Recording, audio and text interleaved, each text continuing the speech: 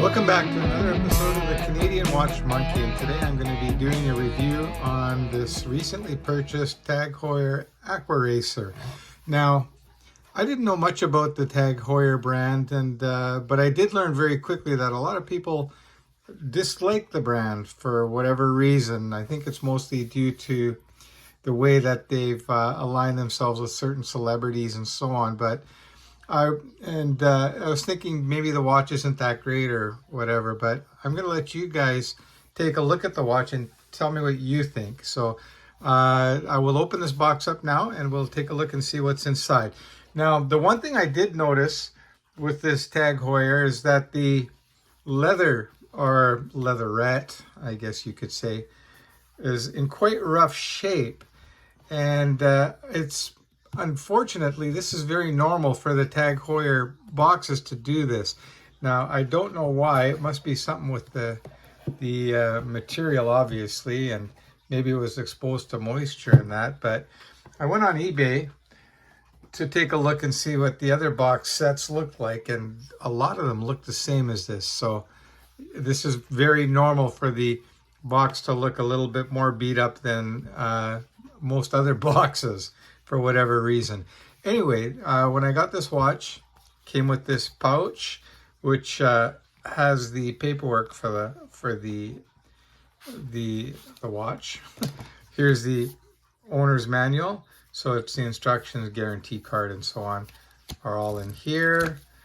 Then you have your pouch that it goes in, and here's some paperwork. I'm not going to get into that, but there's some paperwork in there as well. Just going to put that back in there, and we'll open up the box and take a look and see the actual watch. So here we go. So here's the watch. This one is a 2011, and so I'm going to be putting this on the time grapher for you guys as well, so you can see how this watch is kept up. As far as cosmetically goes, the watch is in really great shape. You know, your typical desk marks and so on, a little bit of scuffing and that. But in general, I would consider this watch to be in very good condition. Obviously, the glass here is unscratched. It is made of sapphire. You can see the bezel here is made of stainless steel. There is no insert, but you can see the numbers here are all painted in. Okay, and then you've got a loomed pip right there, right at the 12 o'clock. And I'm going to give the bezel a quick turn for you guys. Now, people will say too, the bezel is not that easy to turn. Well, it depends how you grip it. If you grip it correctly from the tabs here, it's actually very easy to turn. And the pip aligns up perfectly with the 12 o'clock position there. And you can see that, again, the watch is in really good shape. I'm going to use my calipers here and do a quick measurement for you guys so you get the idea of what size the watch is. So you can see the calipers have been zeroed out. And let's just do a quick measurement here. So this is coming at 41.1. So we'll call it 41. And the lug distance, okay, from lug to lug, is coming in at a pretty compact 45.2. So this watch is fairly compact. I would say it's very similar to the same, like a Aquaracer by Omega. What else can I tell you? The dial, I love the dial on this. You can see the lines coming through here. Again, very reminiscent of the newer Omega Aquaracer Seamasters. The case back on here is heavily embossed with the like a vintage dive helmet there, and it has some information on the back here too. So if you're wondering what model this is the WAP 2011. So you know it's a 2011, and it says 300 meter sapphire glass, and just some basic information there.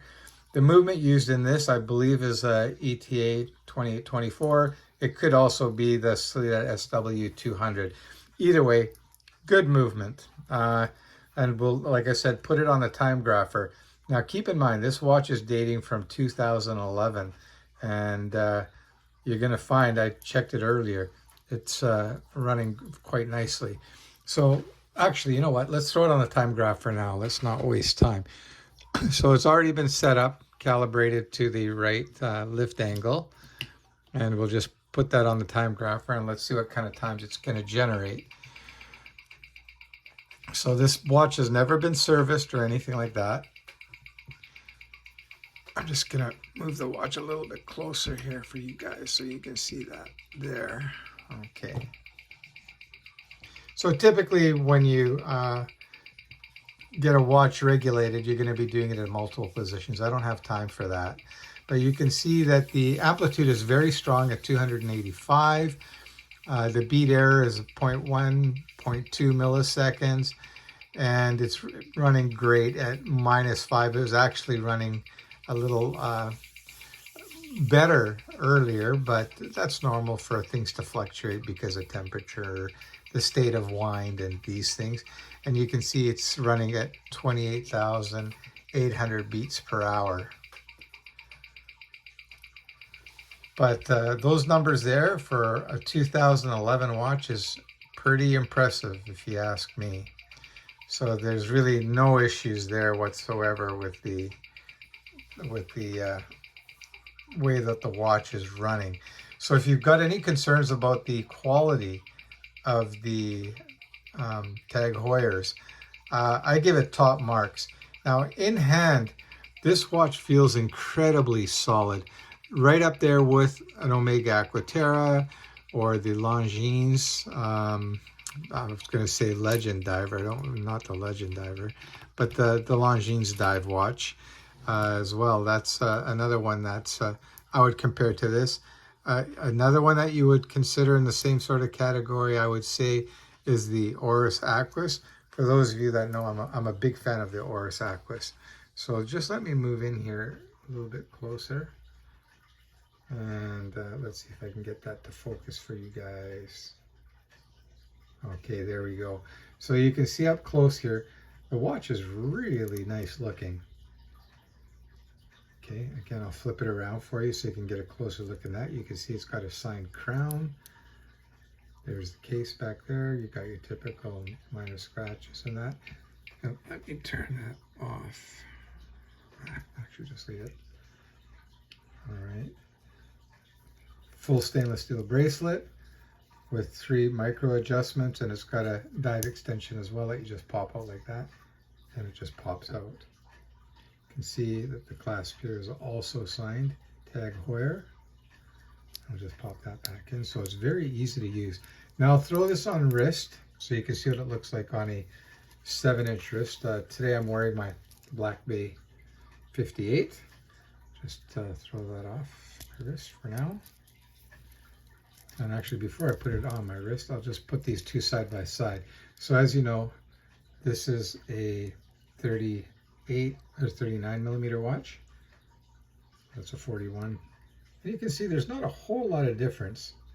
You know, there is some. You can see that this watch, in fact, is a little bit larger. And yeah, like I said, the build quality on this watch is great. Now, I wouldn't recommend this watch if you're going to buy brand new. I do feel that they're overpriced for what you're getting.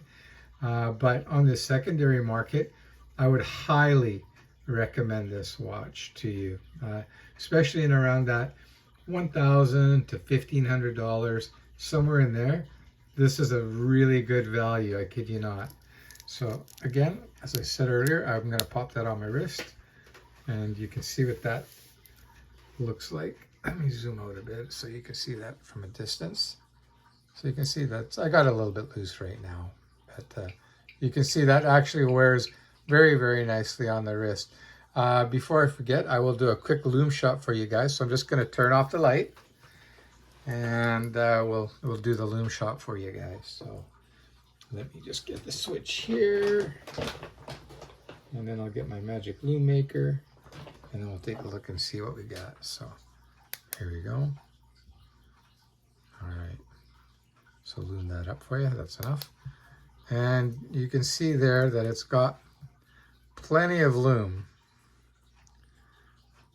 So yeah, keep in mind, this is from 2011. So as far as the quality goes of the Tag Heuers, no issues whatsoever. Anything that you've heard that they're not well made or anything like that, I'm calling BS on that. This thing is amazing. It's a good looking watch, very handsome. And if you like the Omega Seamaster, but you don't want to spend the $4,000, $5,000, $6,000, $7,000, this is a very, very compelling watch, or an alternative to that. Again, no complaints whatsoever. You can see that the indices are all applied. It's got simple script here, not too much, not too little. By the way, I really like the logo of the Tag Heuer. I'm just going to unscrew that crown for you. So typically, you unscrew it. First position will allow you to adjust the date. So there you go. You don't want to do it at that time. That's a boo-boo. But anyway, let's just go around here.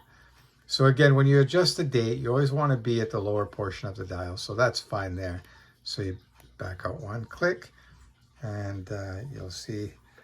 Actually, I'll just zoom in a little bit closer so you can see that. Okay, so I'm just going to go through the date there. You can see it goes very nice. And then we'll just change the time. And you'll notice that when you get to the 12 o'clock, it's a very nice snap. It's not a slow changing date. So boom, changes very quickly right at the 12. So no QC issues whatsoever on this one anyway. Like I said, sometimes you got to experience these watches on your own and make your own judgment call on that. But I'm calling bullshit when people are saying that, oh yeah, Tag Heuer is a second-rate watch. Not at all. And do I think it's good value buying new? I don't think so. But as a second on the secondary market, buying a used one, if you can find one between that $1,000 and $1,500, bargain, absolute bargain. And it will give you lots of years of enjoyment for sure. All right, and they come in all kinds of different colors too. They have ones with bezel inserts and that on some of the older models and the newer models. You'll just have to do your own research there. So pretty much any color under the sun, you will find it. Great watch, guys. So that's it. Leave me your thoughts, what you think. If you own an Aquaracer, leave a comment and let me know what your experiences were, if it was a bad experience or if it was good. Let me know. All right. Oh, don't forget to like and subscribe, guys. That's a wrap. That's it for today. Hope you enjoyed that episode of the Canadian Watch Monkey, and we'll see you on the next video. Take care, guys.